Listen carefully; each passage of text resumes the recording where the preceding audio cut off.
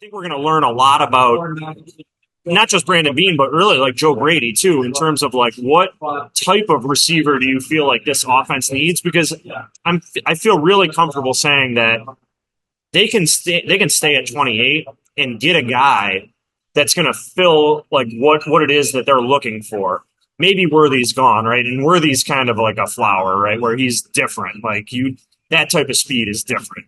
But if you want the contested catch, if you want the 4.340 vertical threat, they're all there. And so it's kind of fascinating to think about like, and again, I think we go back to that.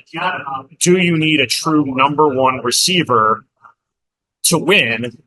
And the thing for me too is that, like, I know we've seen rookie receivers come in and succeed, but how much are we putting on a rookie receiver in terms of being like if we consider the Bills Super Bowl contenders, it's a lot to ask of any rookie receiver, even if it's a number one, like a first round pick. Like, are you really expecting them to come in and command 100 plus targets? Diggs was up at 150 around there. Like, let's say that you drop that down to 130. Are you giving a rookie 130 targets in this offense? Lot to learn. I think it comes back to Joe Brady too. Jeremy made this point. Like, there is going to be a lot of pressure on Joe Brady. What is his offense? What does it look like? Yeah. The defense actually played better toward the end of last season. We don't really know what a Joe Brady offense in full is because we know Brian Dable and then Ken Dorsey adopting Brian Dable's offense with some tweaks. It was complicated. Like, I'm sure you talk to these players too. Like, they come through this thing and they're like, wow, that is the most complex offense I had to learn in terms of terminology. Well, think about where it came from, right? New England. Yep. Right? And how long had Tom Brady been there, right? And so how well did he know that offense, right? And so that follows Dayball, right? And now you're looking at it and it's like, all right, well, Josh has been here 7 years. He knows it inside and out. But to your point, a young player comes in. How much is he able to pick? Like, Khalil Shakir didn't really do a lot as a rookie, 10 catches, right? Now, he took a huge step forward. Really, one of the guys that really surprised me. But I think that's why you have to be a little bit cautious in terms of like projecting any rookie. Unless it's simplified. Do you think he could simplify this offense into something else? Well, yes, I do.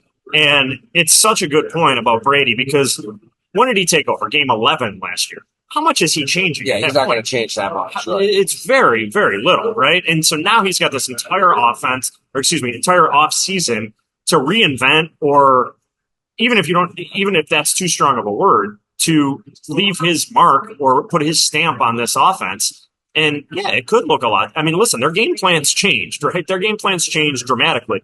Everyone points to that Dallas game, and I love that. I love that he stuck with what was working. We're running the ball. Why change it, right? And so I can appreciate that. And I'm really interested to see what his offense looks like.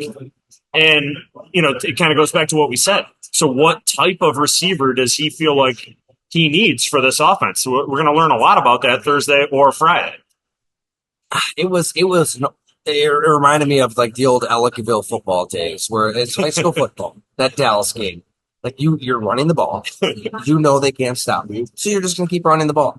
I mean, it really was pathetic if you're the Dallas Cowboys, right? I mean, what a sad existence. Well, listen, we've seen the Bills on the other side of those games. Bill Belichick has done that multiple times to the Bills, right? But my point would be like, that's great, but I think the NFL is different in 2024. Like, if you were put your brain in the place of, okay, you're getting 4 yards, 6 yards, 8 yards, 4 yards at will, but it's through the air. Think of it as you're dinking and dunking passing. It would be kind of sad to watch, right? It'd be kind of like a water gun fight. Yeah. But you still need explosives. Like you need to get big yardage and big chunks. And you don't want to be nickel and diamond 10, 11, 12, 13 plays every drive. That's why I love Worthy. I mean, Worthy is that player that could bust this thing open for you. Yeah. But, I mean, don't you think that that's the way the defenses are going, though? Is that they're making you do that. So you need a player that can.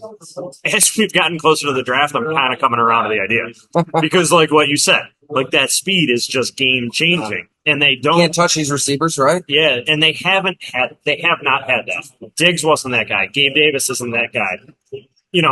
go down the list. They just don't have that. They haven't. And